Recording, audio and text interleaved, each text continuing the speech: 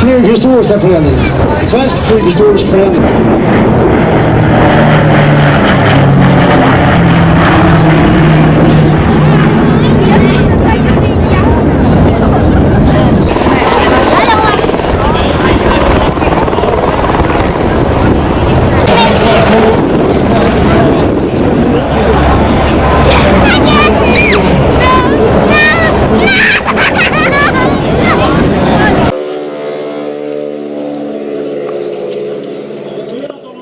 Vilken årgång är det på den här? 1943.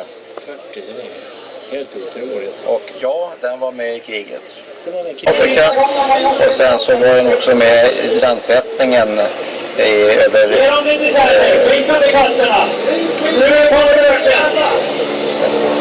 Normandie. Nej. Ja, den fällde fallskärmshoppare över Normandie på D-dagen. D-Day. Det är ju högaktuellt. Ja. Ja, det var fantastiskt.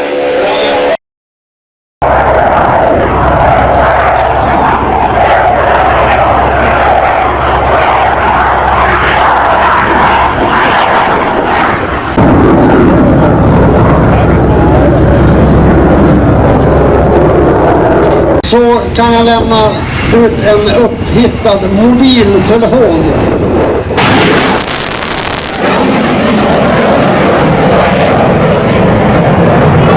Prototypen till Draken flög redan 1955. Då som Lilldraken i en nedskalerad version. Slutet på januari 1956 nådde man Mach 1.